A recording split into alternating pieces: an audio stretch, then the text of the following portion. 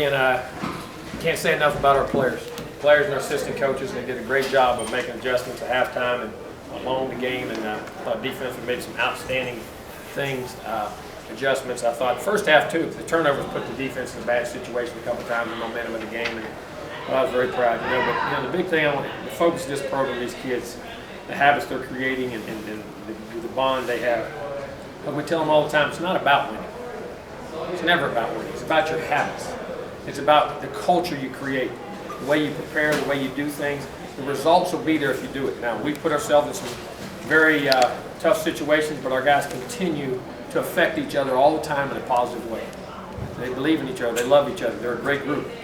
And, when circumstances control your efforts, that's when you take success out of your hands. They don't.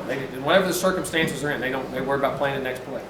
They worry about going on. And that's what we try to instill in them. That's what we believe in. That's what we try to build our program with. That's the foundation of what we do.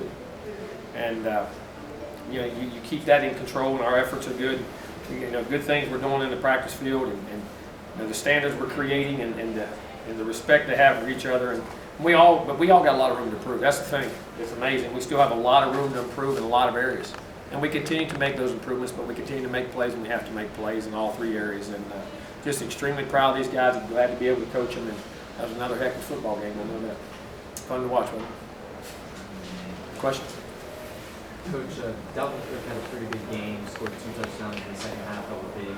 What is it about him that's allowed him to be so successful so young? Well, I think, one, he's a very unique talent. I think he's a very talented young man. He's a very intelligent young man. And he has very good work, and he's now learned to work at the pace and do the things we want to do, because he could always pick them up. Now he's just getting better at his technique, his alignments, all the little things, and his great physical stature, being able to take over, and you see the ability. And the last season you weren't really in games in the fourth quarter in the regular season. Now it seems every week that you are, at least it feels that way. How are these guys responding and able to make these comebacks week after week? I think last year's championship game, that was a big turning point. But I think too, we're a different team because people look at us differently.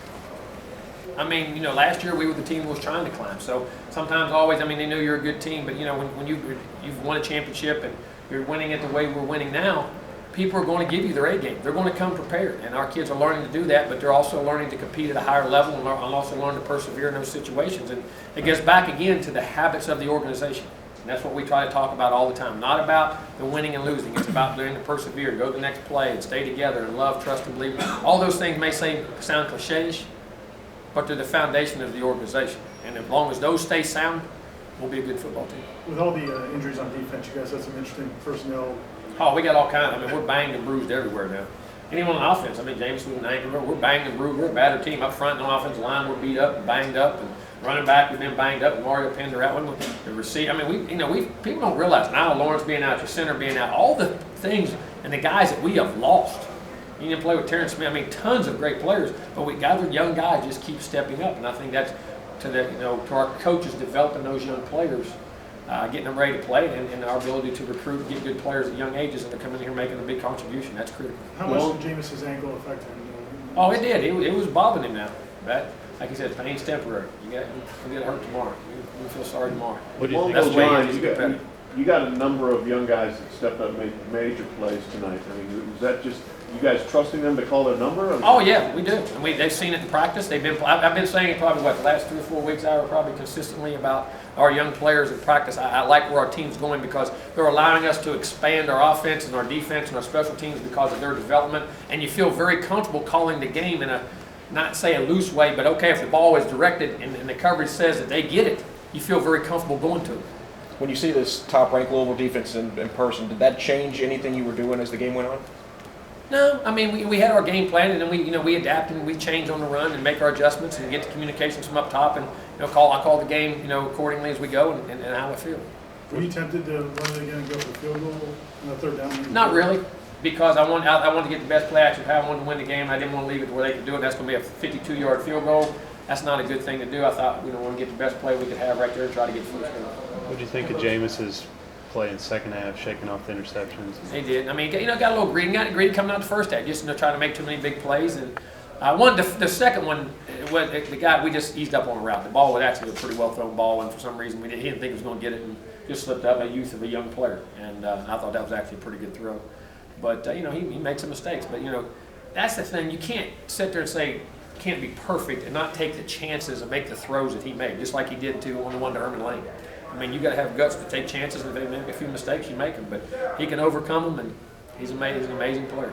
Jimbo, when they went up 21-0, what was the mood like on the sideline? What was your message Fine. to the team? I mean, just hey, we say let's get down right here. If we don't get points, we got the ball coming out. We'll get it back to a two-score game, and we'd like to get some points in 2 minutes, which we do before the half. We're always pretty good at that. And you know, let's get it. If we score here, we can get it to a two-possession game. And, you know, let's play. What's your impressions of Louisville as a new team in the ACC? Oh, I think they're a very good team. I think Bobby's a very good coach. I think they're coached well in all phases. They got very good skill players. They're big guys. I mean, they got good D linemen. I mean, you saw that battle out there. That was a heck of a football game. Louisville's been a very good team for a while. Charlie had recruited here very well for those years, and they won a bunch of games. Remember, they were the Sugar Bowl champs here a couple years ago. And then they beat Miami in the bowl game last year, and I think they 12 and they won like 24-2 in the last 2 years before that. So I mean, you know, this is a very good football team. Jimbo, when the standings came out on Tuesday, how much did you pay attention, and are you now just of the mindset just take care of your business? Just take care of your business. I didn't even watch it. Somebody just told me. You had I mean, ain't nothing, you can't control that, so don't worry about it. Just keep playing. You had a couple of plays that were kind of strange, the fumble recovery in the end zone, and then the play where Jameis forced the fumble off the interception. Yeah. After stuff like that, do you kind of feel like you're starting to get momentum if you get breaks like that? I just ball and move on to the next play. You had a game where you had things like that happen before? Or? Yeah.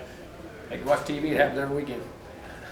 Jimbo, obviously it's not ideal to be down 21-0 on the road, but No, I'd rather not. but if you are going to be like that, having I five, take that group of guys in that locker room. Well, you say 5. We all say 5, which is catalyst. But I'm gonna tell you something. There's a lot of other guys in that locker room that making plays and doing things too, along with him. I mean, he's special. He's extremely special. You know what I think of him. I mean, as a player, but there's a lot of special players. Rashad Green and Eddie Go. I mean, there's a ton of guys out there on that football team. And, you know, it's about the whole organization. How did the defensive line seem like they turned things around a little bit? So. They really did. And I think, you know, after we got the turnovers and momentum, I keep saying this all the time, momentum of a game is very critical, especially at that age.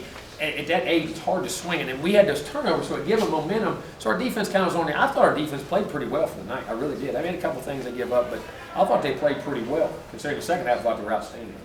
Jimbo, I know you guys try to eliminate clutter that's outside, but after a while, with all the negativity that surrounds with press and stuff, do you guys use that at all as fuel? Is that visible for the guys? Control what we control.